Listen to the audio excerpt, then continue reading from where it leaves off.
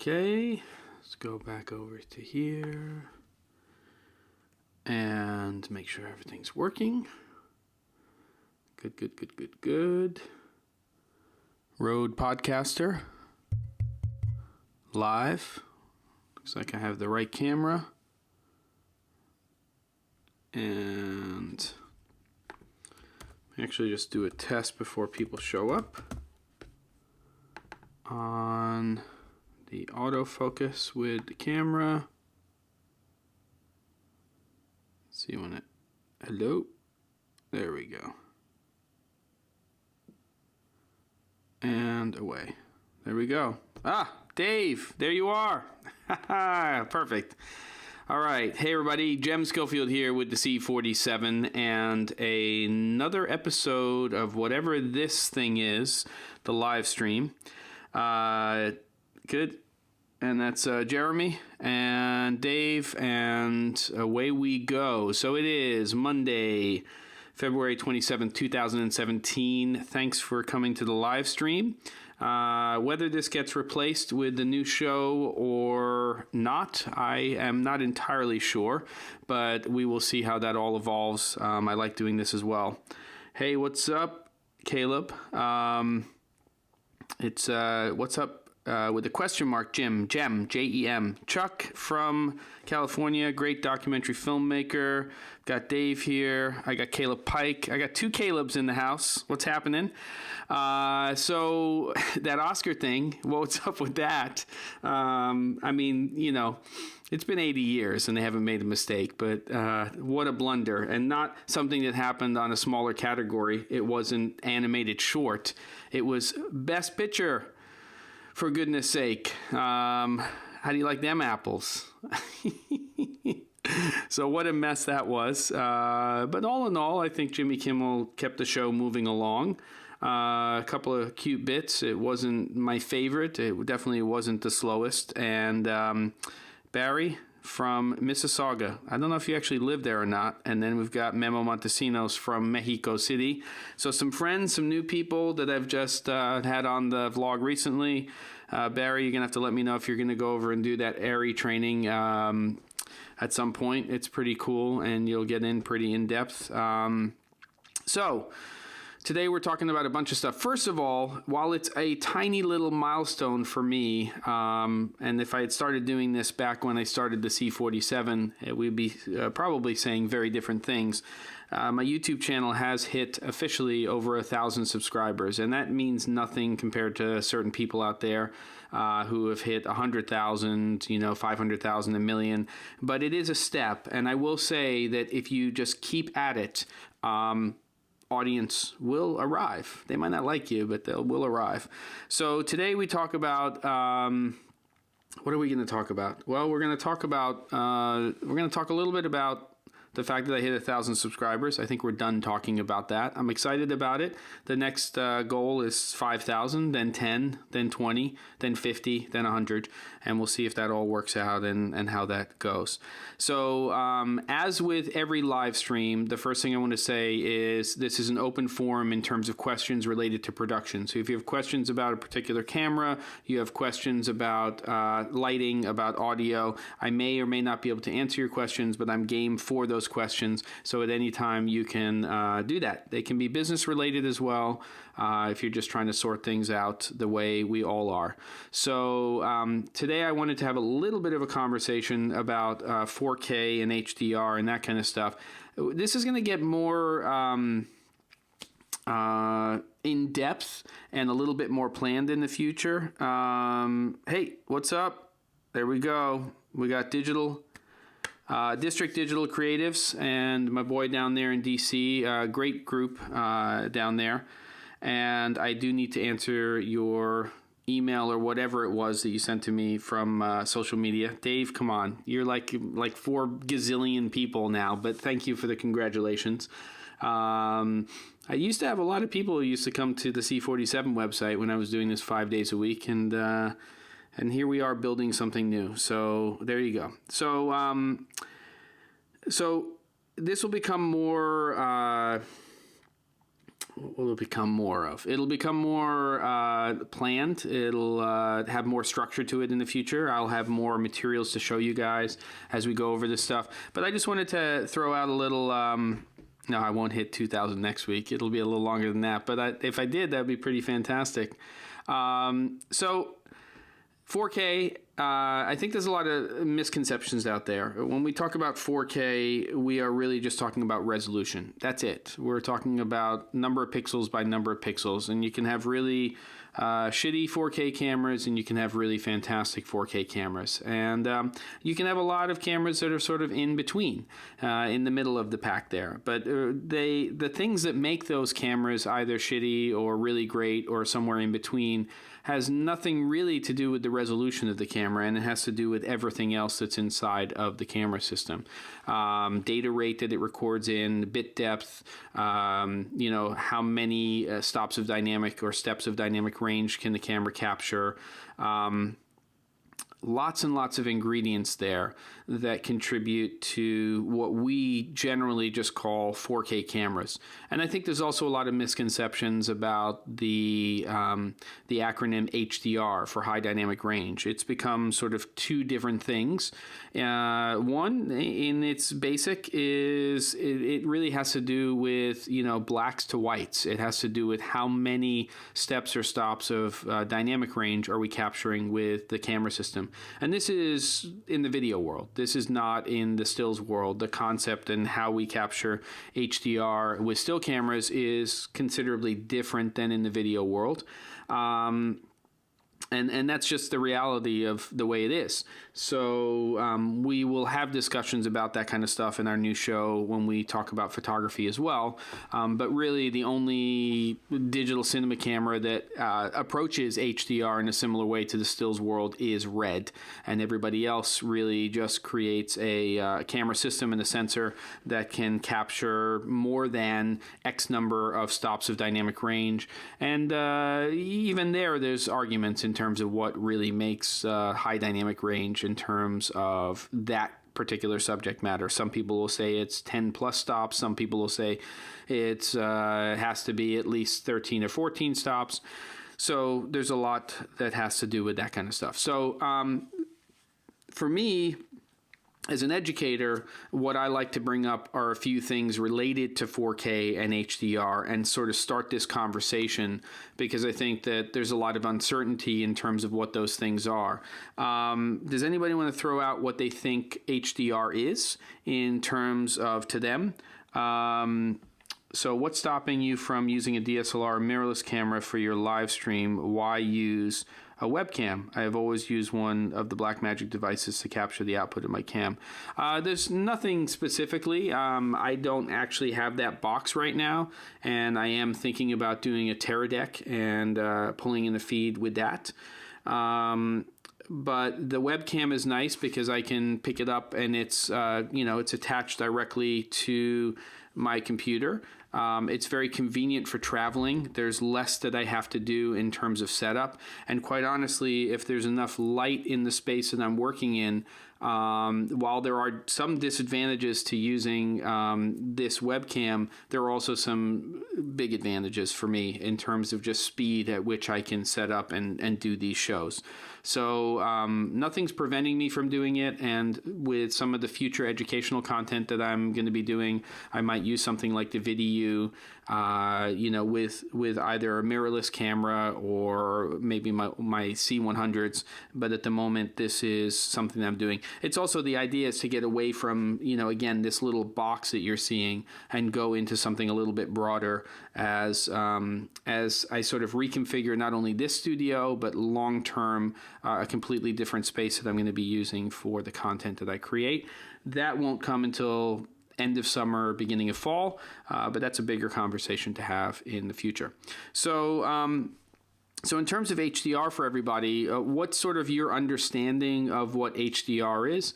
You know, if you want to throw something up there, that's great. Marketing ploy is HDR. Most HDR still are overcolored to the point of unrealistic. Yeah, Chuck, I think that that's a good point. I think that the way the market is going to define HDR is going to be more what we're going to consider HDR TV or HDR television. And so, yes, as one of those components, we're talking about a higher dynamic range, but it's also an expanded color space. It's a much bigger color space depending on sort of what standard of HDR we're talking about. The two standards that are out there, if you can call them standards, are HDR10, which is an open standard, and then there's also one called Dolby Vision, which is a licensed standard having to do with HDR. There is definitely crossover between the two, but Dolby Vision is the sort of the bigger spec version of HDR in terms of the color space that it supports and a bunch of other stuff, in terms of bit depth and other areas. But if you watch a lot of HDR content, and most of us haven't, because most of us do not have, we may have cameras that are capable of capturing the content that's necessary for HDR television, higher dynamic range and bigger color space. It's when you watch a lot of this content, what they're trying to do is push a lot of that so that it almost feels uncinematic. That's preference, or maybe it's pushing the technology, or maybe it's a new way for us to look at things. But Jeremy says, for him personally, he thinks that HDR is exciting. I prefer added dynamic range over pixels, 4K or higher for projects. I totally agree. I mean, it's resolution is not something we're going to be able to get away from now. So the thing that we have to understand is that we're going to have 4K. That's just the way it's going to be. So we're moving from HD to 4K, or what we really are moving to, which is ultra high definition, which is basically 4 times resolution. But it's really all those other ingredients. It's the higher dynamic range, expanded dynamic range, and that larger color space, and higher, and bigger bit depth, and all of those other things that are going to contribute to potentially richer images where we can see more of what we are capable of seeing with our eyes. Sorry for the bug eyes there. And also, starting to move closer to what the cameras are already and have been capable of capturing for quite some time. I was just up in the Toronto area at ARRI and doing some training on Alexa and Amira. And, you look at this area of HDR, and again, HDR television, so let's just lump that today to mean dynamic range and color and all the other stuff. And, and Alexa has been capable of capturing enough information for what we call HDR now since, about 7 years ago.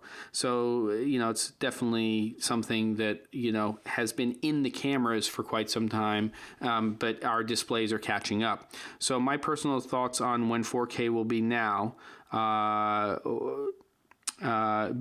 what is 1080 is, and the dollars to donuts merits on 4K workflow before 4K is mainstream. Well, I think it depends on what part of the market you're talking about. By the way, Caleb Brewer is asking, when do you think HDR will make its way to the cinema? Dolby Vision is already a spec that is in the cinema. And when we talk about expanded color space, we're talking about in the theater, P3, DCI P3, which stands for Digital Cinema Initiative P3. So HDR has kind of arrived at the cinemas already. But going back to Terry, 4K is here now for certain types of productions. And when we think about our Netflix and our Amazon and a lot of those types of things, then HDR is at least already being mastered to. But it's definitely something that's a reality. And I would say a lot of production companies who work in my space, we're finding that a lot of what we're shooting right now is not only in 4K, but we're capturing that expanded color space. We're shooting in log. And so we are at least capturing the information so that it can be delivered that way in the future if it's not being now. We are targeting 709 primarily because that's what all of our displays are at the moment. But as we start to move forward, our MacBook Pros, P3, iPhone 7 P3, same color space basically as theatrical distribution. And then Rec 2020, we'll have to see. It's very, very expensive. So let me just kind of bang through some of this. The HDR HDR that I've seen, this is Dave Dugdale, last year's NAB was cool, but don't you have to color and then render at different nits for different displays? Yes, I mean, nits has to do with brightness and the brightness of a display. And generally anything over a few hundred nits is technically, you know, getting into the range where you can display HDR. We kind of settled right now that we think that HDR is going to sort of start at 1,000 nits and go up to about 4,000 in the HDR10 spec, and then could go all the way up to 10,000 nits in the Dolby Vision spec. But the reality is that that's just brightness, and the key to high dynamic range in the luminance area is the actual contrast curve, and it's the actual contrast really ratio between black and white, and that is a lot of what contributes to that portion of it besides just the color. So what happens is that when we create content right now and we capture with digital cinema cameras with all of this dynamic range and this humongous color space, is that we have to target a particular basically space first, or target, and HD is basically 709, and so we target that, and then we start to make what are called trim passes, and we start to create trim passes for maybe DCI P3 for cinema. In the future, we'll have a lot of P3 displays, so we might be doing, maybe we'll be targeting P3 and then doing trim passes for 709 and eventually maybe Rec 2020. So Amazon, by the way, masters everything at Rec 2020, even though there's barely anything out there that can show it. Even the most expensive 2020 displays, you know, $30,000 displays can probably show you about 85% of the full Rec 2020 color space. So I think bandwidth is a major limiting factor in terms of delivery of 4K for the end viewer. Yes and no. I mean, H.265 and what can be done with that and that distribution. I think we're going to get to that pretty quickly, at least here in this country. There's still many areas of the country where high-speed internet is still anything but high-speed. Yes, there is truth to that. And again, it is regional, but it's also regional in terms of worldwide, in terms of how good or bad that is. In terms of over-the-air or satellite, aren't there quite a few stations across North America that aren't even delivering true 1080? Yes, in very, very small markets, but for the most part, overall, and this conversation isn't about overall broadcasters, I think. I think that what we have to understand that as consumers, we're consuming content in a different way now than we were before. And so we are still watching and consuming broadcast television, but it's not the primary place where we are getting our content. So we're getting our content online, and online can mean a lot of things, but if we think about a service like Netflix or, you know, getting our content through Amazon, is that broadcast? Not really. Is it online? Kind of, but not really. It's sort of its own animal altogether. So it's a big question mark. Is it still? Is it going to still be RGB, or will it change for more color viewing? I mean, the basis is really RGB in terms of what's happening, and when we debayer an image with a camera system, what we're talking about is we're talking about a lot more color being captured and also being part of the spec. So, you know, sRGB, which you may be familiar with in the stills world, is essentially very equivalent to Rec 709 in terms of our target space for HD television. So, first of all, everybody should just understand that it's the Wild West right now. We do have HDR10 and we have Dolby Vision. There are a couple of other HDR specs that are out there as well. One which is really designed primarily for live streams. I think it's called HGR. I may be HGR. I may be incorrect about that. But all in all, we are really going to have to re-educate ourselves if we're in video production in terms of not only continuing to create content that will be targeted to the vast majority of displays that exist right now around the world that are viewing HD content that are standardized on a Rec 709 color space, but we are also going to have to understand that with the fact that, at least in this country, the US, there are more UHD televisions 3840 by 2160 resolution televisions being sold than there are HD televisions now, and that a large majority of those displays are trying to tout HDR in some form or another, that we have to start to get serious about this in the pretty near future. Now, fortunately, if you have a camera system that's capable of capturing in wider color spaces and higher dynamic range, you can at least start by having masters that are that way. You could use a 709 lookup table, both in production and post, as a starting point, and then of course you can either grade that or use some of the expanded plugins and solutions to take your LUT as a starting point and to start to do more things with them. But we are also going to have to start to get used to, and that's like your master. And by the way, cameras that can do that are things like even the A7 series of cameras, though they're only 8-bit and they are very, very low data rate. So if we take A7S2, A7R2, the biggest downside there is that, yes, you can capture log. Yes, you can capture wider color space, but how much of that data can you actually allocate to all of that information and still have an image that you can mold in post-production and do stuff with? And the answer to that is not a lot. As soon as we move into a camera system like a PXW FS7 or C300 Mark II, where we're capturing very similar or the same large color spaces, and we're also capturing high dynamic range, the real difference is data rate there and also bit depth. And so there he is. Tim Tan Slam is in the house from down under. He has shown up. We're only going to go for about another 8 minutes today, I'm sorry to say, because it is Monday evening and sick child, 1 of 3, and then also dinner, and it's timing and picking up daughter from ballet. Too much information.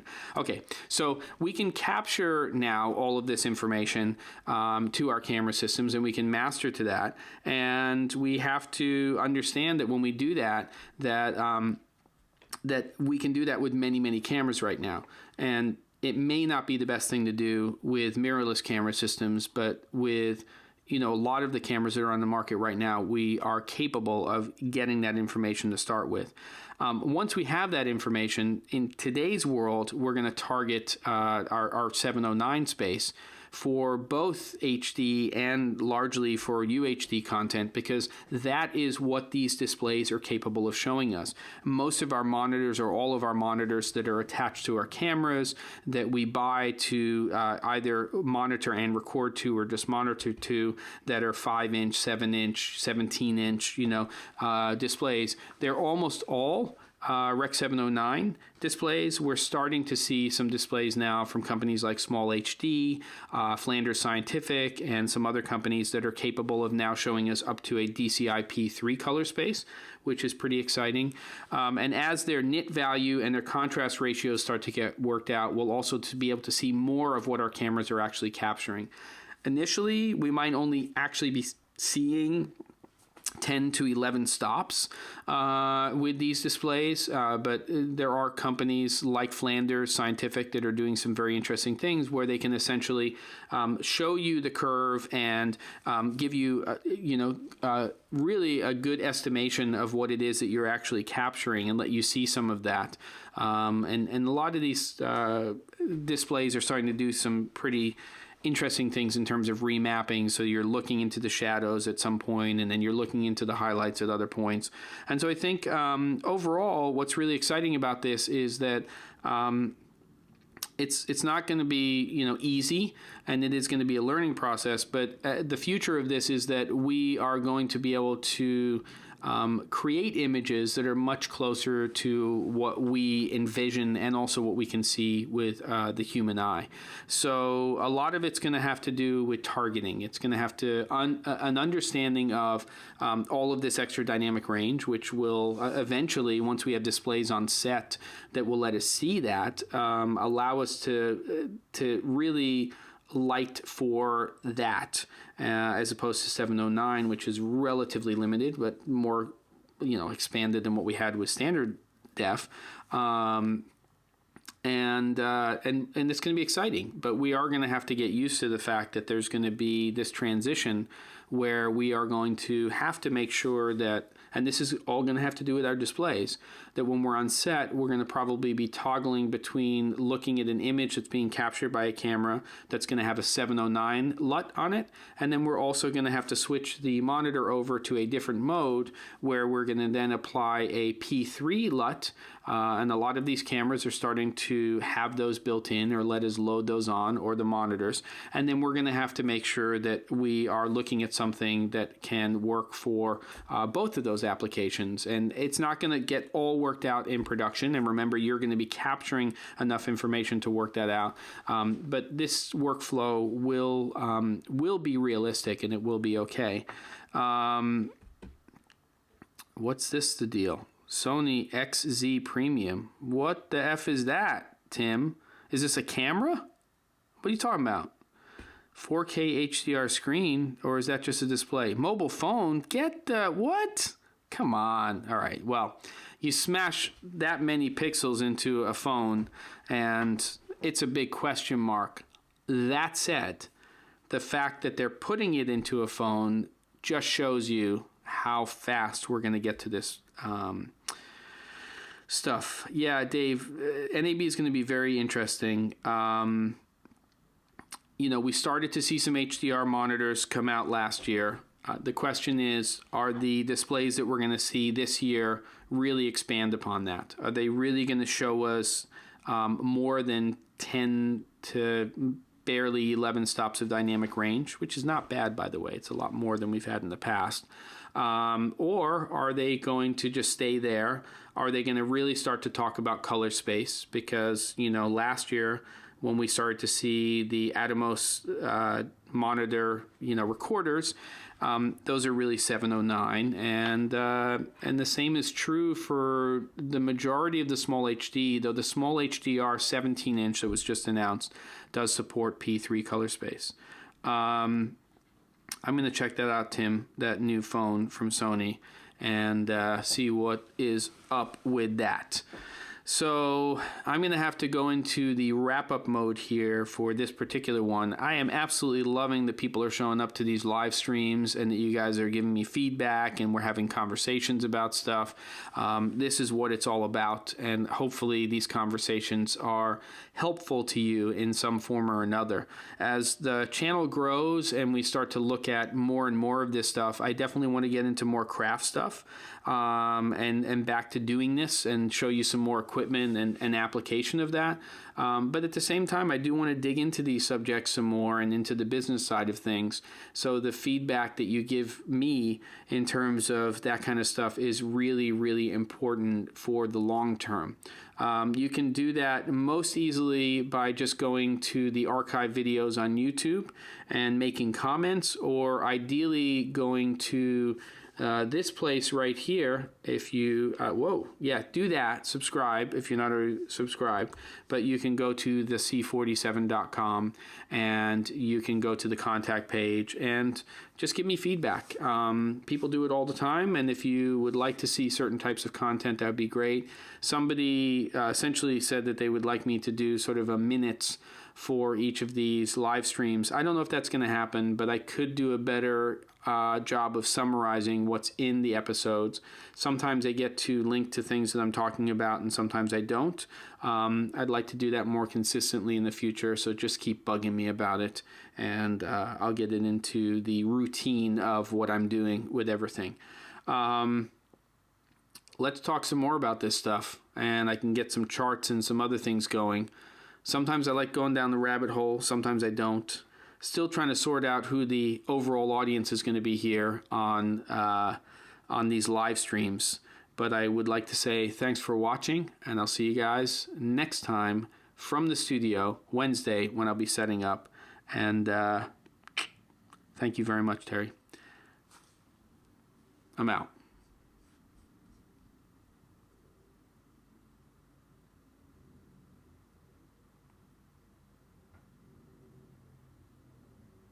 By the way, I'm just giving it a couple of seconds here before I time out, so I make sure I don't cut off the stream, because I've seen that happen. So we'll see. Laters.